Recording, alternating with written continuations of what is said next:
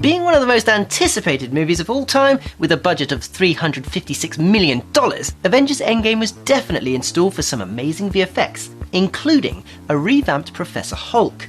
I mean, just look at the detail in the way the pores stretch and flex with the skin. Incredible.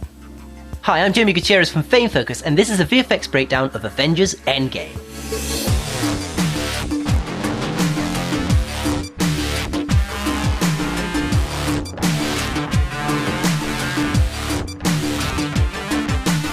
The sequence of Tony Stark lost in space on the M ship was mostly done by Cinesite, who created the lonely exterior shots of the ship, and also retouched Nebula's eyes to make them blacker.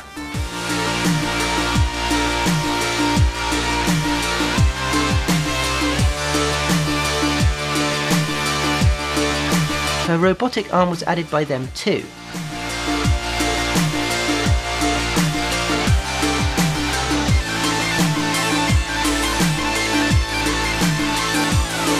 They also did the visual effects sequence where she gets the orb and damages her arm in the process.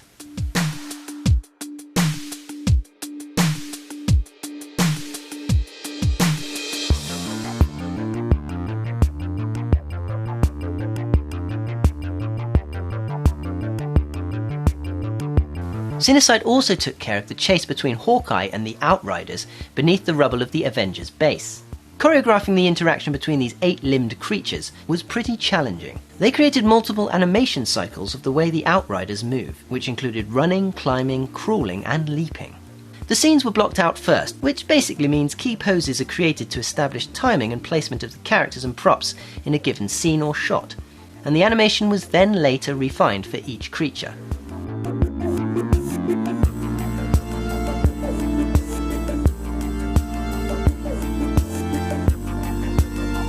One key aspect of Cinesite's work was the environments. For example, this shot was made up of CG buildings, vehicles, and multiple blue screen shots of extras positioned on cards placed in nuke to bulk out the shot.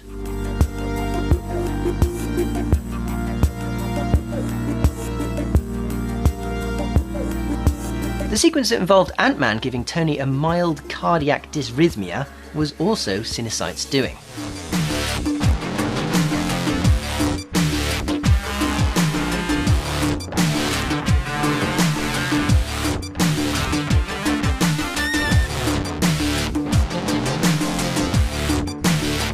Now, despite how disappointing the character may have been for some, you can't deny that the VFX on Professor Hulk were absolutely insane. What was also insane was how many VFX companies worked on the movie. 14. Framestore developed their machine learning technology in order to create a quick first-pass animation that could be used to help filmmakers decide on the edit before beginning the process of refining. Keyframe animation was then developed for over 60 shots of Professor Hulk. This procedure of capturing the performance was key for the animators. A new facial capture system was also created by Industrial Light and Magic, specifically to make Smart Hulk look as close to actor Mark Ruffalo as possible. Getting the right look and performance also involved scans, facial capture, and hand animation of the actor, as well as some concept art for reference.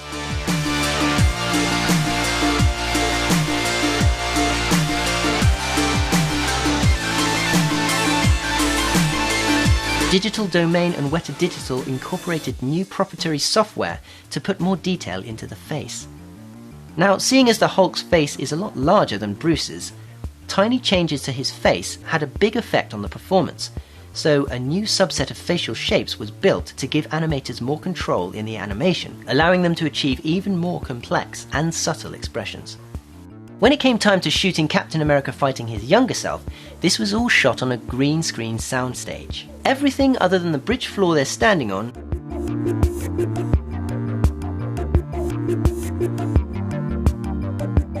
and a set of stairs was green screen.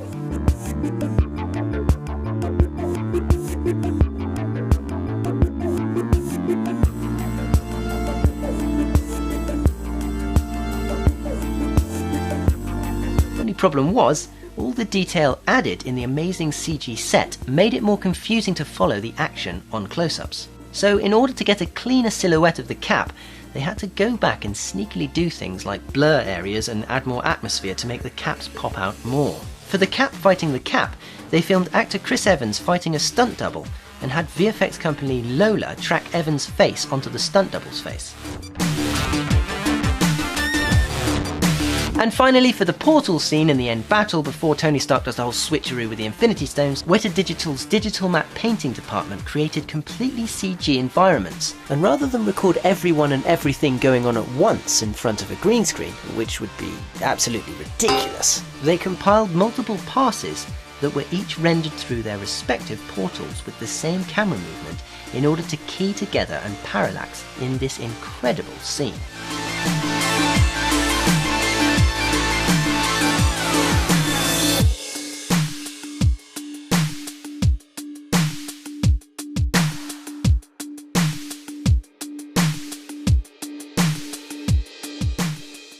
If you enjoyed the music in this video, there are links in the video description. Also, please give this video a thumbs up to help us out, and let us know in the comments section what movies you'd like us to break down next.